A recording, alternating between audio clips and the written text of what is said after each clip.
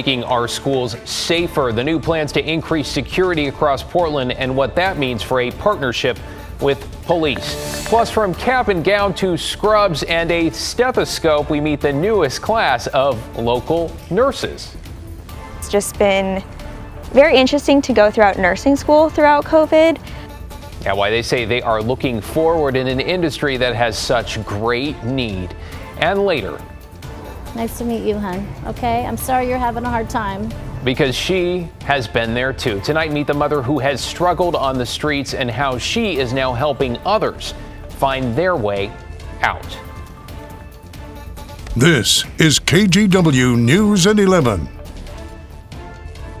And let's get right to breaking news in yet another deadly shooting in the Rose City, this time in the Hazelwood neighborhood. Video here from the scene at Burnside in Northeast 122nd, where police say a little after 8 this evening they found one man dead. Now, right now, Burnside is closed from 122nd to 126th. Max lines in the area are also shut down in both directions. No word right now on any arrests or suspects. We will update you when we learn more. Thanks for joining us. I'm David Mulco. New at 11, let's get to new efforts to make Portland students and teachers feel safer. That includes the tricky question for many of whether or not Portland police officers should be on campus. Catherine Cook is here. And Catherine, the school board has come up with some new recommendations. So what did they decide? Well, David, the superintendent of Portland Public Schools says this year several safety incidents have left students, teachers, and parents worried. To find solutions, the district appointed a safety and security task force. That task force presented their suggestions during tonight's school board meeting. The one that might get a lot of attention is a partnership with the Portland Police Bureau to reestablish the Youth Services Division. But school resource officers would not be in the schools. The district did away with that practice back in 2020.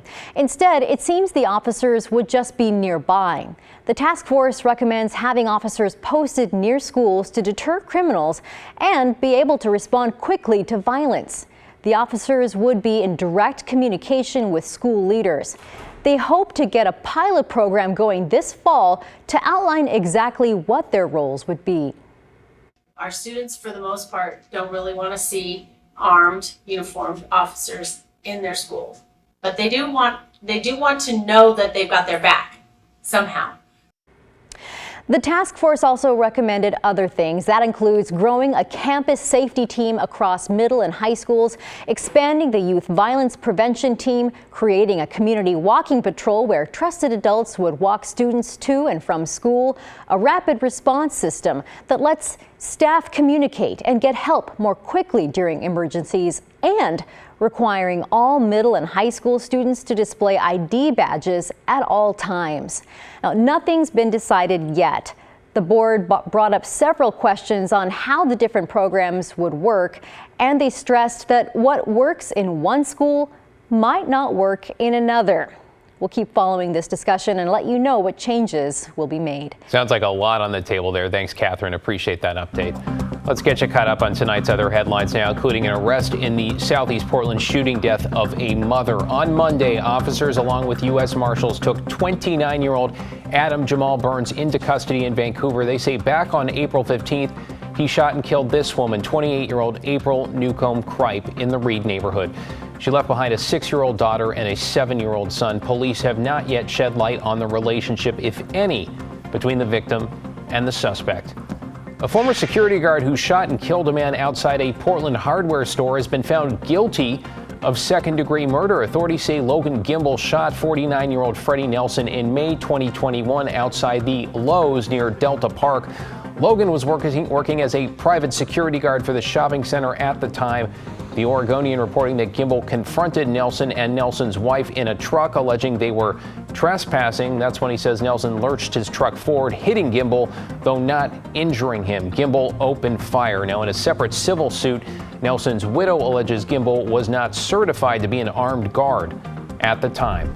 And after a 2-year hiatus because of staffing struggles, Portland police are bringing back their traffic division. The chief says this will include 14 officers, including those on motorcycles patrolling the streets from 5 p.m. to 3 a.m. 7 days a week. They're going to focus largely on high crash areas of the city, looking at speeding and drunk driving, among other things, he says.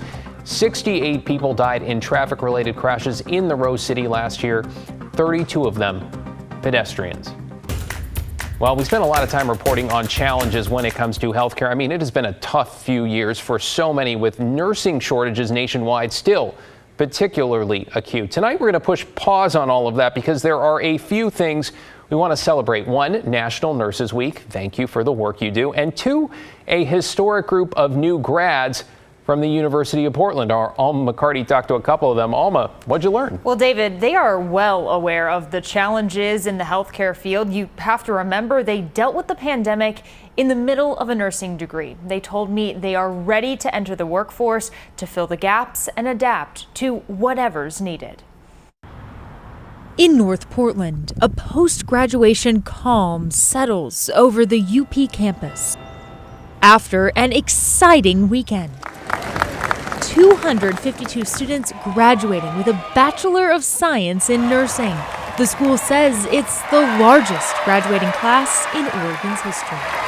And among them, Lily Orman and Will Weber. I will be starting my career at Legacy Salmon Creek Family Birth Center, so that's super exciting.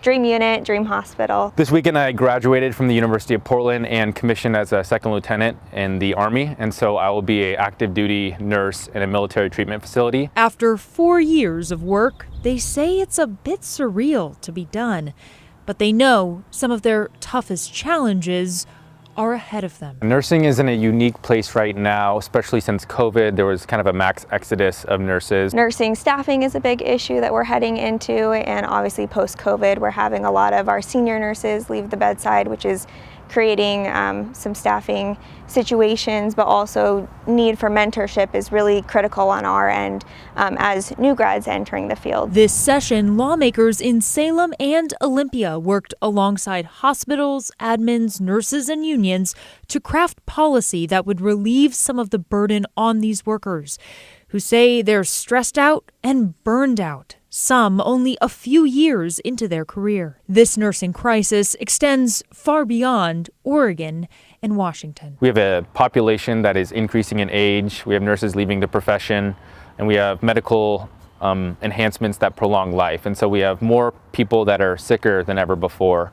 And so we need more nurses. Both Lily and Will say despite all this, they've ultimately decided there's no other field in which they'd work. Never really had a moment where I didn't feel like I belonged in this profession. I've always felt really supported here at UP and out in the community during my clinicals, and it's such a rewarding experience to be with people in their hardest moments. Having those direct patient interactions, I think, has provided me with a great opportunity to see what actual nursing is like and use those skills and apply what I learned in the classroom.